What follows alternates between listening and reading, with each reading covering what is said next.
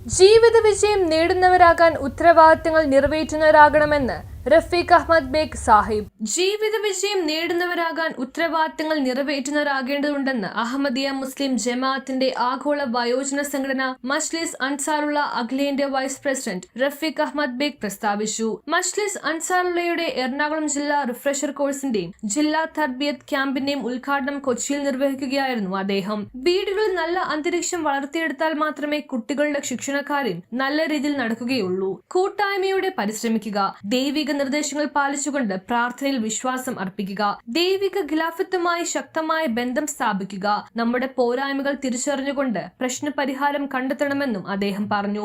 സഹജീവികൾക്ക് ചെറിയ സേവനം ചെയ്യുന്നതിനുള്ള അവസരം പോലും പാഴാക്കി കളയരുതെന്ന് പരിപാടിയിൽ അധ്യക്ഷത വഹിച്ച മജ്ലിസ് അൻസാറുള്ള ജില്ലാ പ്രസിഡന്റ് ജയേഷ് നവാസ് പറഞ്ഞു. യുദ്ധക്കെടുതികൾ മുന്നിൽ കണ്ടുകൊണ്ട് മുൻകരുതലുകൾ സ്വീകരിക്കണമെന്നും ജില്ലാ അമീർ ടി കെ അബൂബക്കർ സാഹിബ് അഭിപ്രായപ്പെട്ടു. വെറും കൈയോടെ ദൈവത്തിലേക്ക് മടങ്ങേണ്ടവരാണ് നാം എല്ലാവരുമെന്ന ബോധത്തോടെ ആയിരിക്കണം നമ്മുടെ ജീവിതമെന്നും അമീർ പറഞ്ഞു. മൗലവി യു ബഷീർ അഹമ്മദ്, മൗലവി നജ്മുദ്ദീൻ തുടങ്ങിയവർ പ്രസംഗിച്ചു.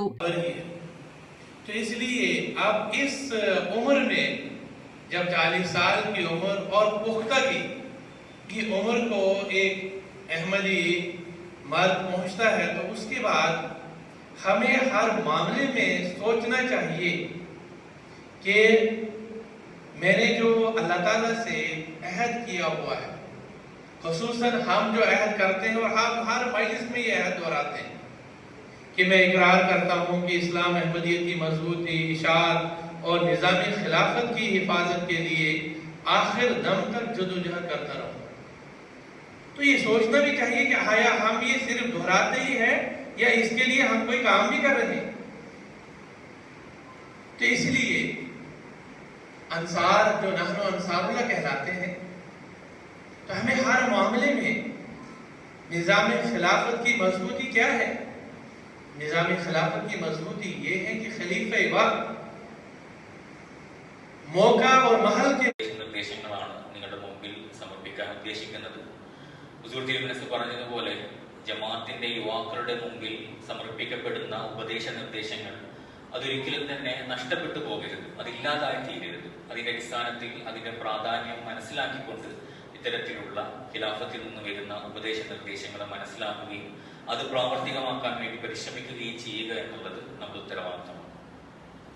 इब्तिदाई बातें भी अर्ज करूंगा कि मजलिस अंसारुल्लाह के जो क़ियाम की गर्ज़ बैत क्या है।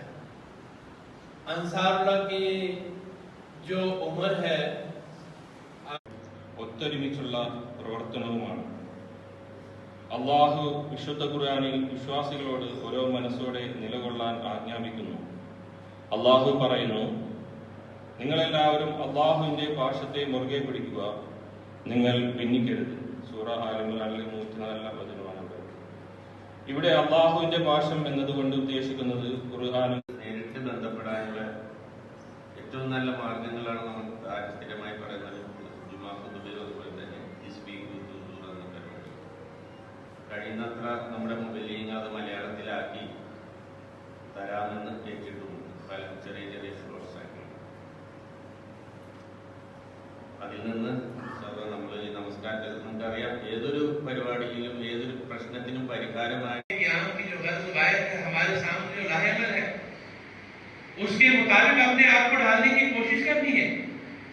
अगर हम ऐसा करते हैं तो यकीनन फिर हम कामयाबी की तरफ बढ़ने वाले हैं। लेकिन अगर हम इस तरफ तवज्जो नहीं कर रहे हैं तो यकीनन फिर हम ന്യൂസ് ബ്യൂറോ, കൊച്ചി.